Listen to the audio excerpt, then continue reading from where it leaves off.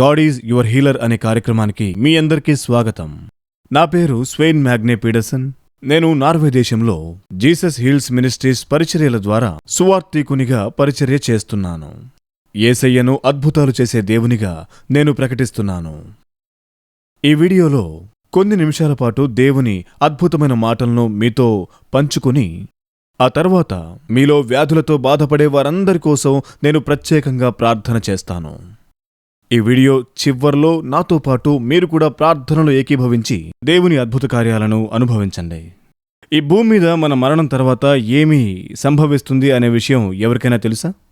చనిపోయిన తర్వాత నాకేం జరుగుతుంది? మరణం తర్వాత ఏదైనా ఉందా? సృష్టికర్త ఉన్నారా? ఉంటే ఆయన్ని ఎలా చేరుకోవాలి?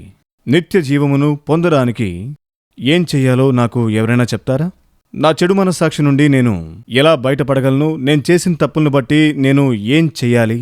మీరెప్పుడైనా ఈ విషయాల గురించి ఆలోచించారా? స్వర్గపు ద్వారాలు తెరవడానికి ఇప్పుడు తాళం చెవి మీ చేతుల్లో ఉంది. ఈ సందేశంలో ముఖ్యమైన ప్రశ్నలకు మీకు సమాధానం లభిస్తుంది. ఈ శక్తివంతమైన సందేశం మీ యొక్క జీవితాన్ని చెడు నుంచి మంచికి మళ్లిస్తుంది. తద్వారా మిమ్మల్ని నిత్య జీవితం కొరకు సిద్ధపరుస్తుంది. రక్షణ గురించి మీరు నిశ్చయంగా ఉండే మార్గాన్ని మీకు చూపిస్తుంది. చనిపోయాక మీకేం జరుగుతుందో మీరెప్పుడైనా ఆలోచించారా? అయితే మీరు ఒంటరిగా లేరు, ఎందుకంటే లక్షలాది మంది ప్రజలు ఇదివరకే ఆ ప్రశ్నను అడిగారు. దేవుడు మనల్ని సొంతంగా ఆలోచించుకునే విధంగా సృష్టించాడు. దేవుడు మనందరిలో తన కోసం ఒక స్థానాన్ని, అంటే ఒక వేదికను సిద్ధపరిచాడు. అక్కడ ఆయన ఆత్మ ద్వారా మనం ఆయన పిలుపును స్వీకరించవచ్చు.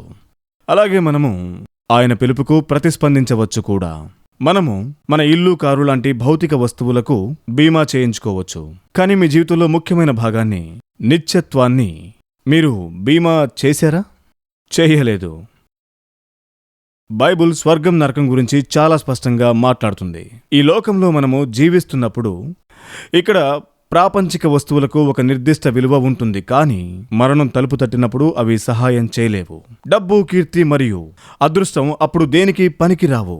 ఒకానొక సమయంలో మన జీవితం ముగియక తప్పదు. కొన్నిసార్లు హఠాత్తుగా అది జరిగితే ఏం చేస్తారు? ఇది ముఖ్యమైన ప్రశ్న. మీరు సరైన వైపు ఉంటారా?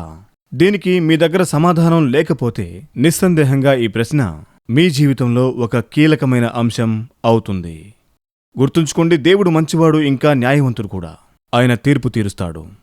ఈ ప్రపంచంలో పరిపూర్ణమైన జీవితాన్ని ఒక్కరు మాత్రమే గడిపారు.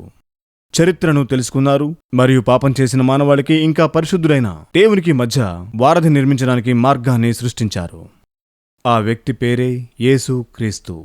ఆయన దేవుని కుమారుడు మరియు రాబోయే తీర్పు నుండి సమస్త మానవాళిని రక్షించేందుకు దేవుని ద్వారా స్వర్గం నుండి భూమికి పంపించబడ్డాడు. ఇది దేవుని యొక్క అత్యవసర ప్రణాళిక.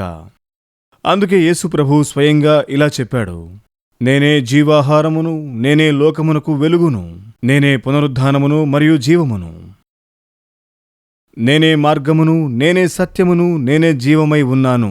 నా ద్వారా తప్ప ఎవ్వడునూ తండ్రి యొద్దకు రాడు. గమనించండి, యేసు ప్రభు కేవలం జీవాన్ని కలిగి ఉండడం మరియు జీవాన్ని ఇవ్వడం మాత్రమే కాదు, నిత్య జీవం యొక్క మూలము స్వయంగా ఆయనలో మాత్రమే ఉంది. నిత్య జీవం ఆయనతోనే సాధ్యం. గమనించండి, క్రైస్తవ మతం యొక్క ప్రధానాంశము యేసు అనే వ్యక్తి. ఆయన కేవలము రాతి మీద రాయబడిన ఆజ్ఞలు, విసుగు కలిగించే నియమాలు లేదా గ్రహించేందుకు అసాధ్యమైన వ్యక్తిత్వం లేనటువంటి ఆధ్యాత్మిక శక్తి ఎంత మాత్రమూ కాదు. ఆయన నిష్కళంకమైన దేవుడు. శరీరధారిగా ఈ భూమి మీదకి విచ్చేసిన ఆయనే సమస్త జీవానికి మూలం. ఒక్క విషయాన్నే గుర్తుపెట్టుకోండి, ఈ లోకంలో పాపం లేని జీవితాన్ని జీవించిన ఒకే ఒక్క వ్యక్తి యేసు తప్ప ఇంకెవరూ లేరు.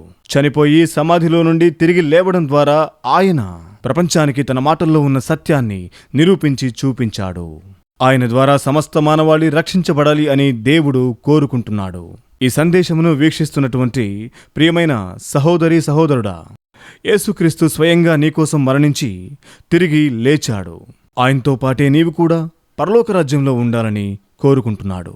అట్టి ఆశ నీలో ఉంటే మీకోసం నేను ఇప్పుడే ప్రార్థన చేస్తాను. ప్రార్థనలో ఏకీభవించండి. యేసయ్యా, నేను మీకు వ్యతిరేకంగా పాపం చేశాను. మీరు నా పాపముల నిమిత్తం సిలువలో మరణించారని నేను నమ్ముతున్నాను.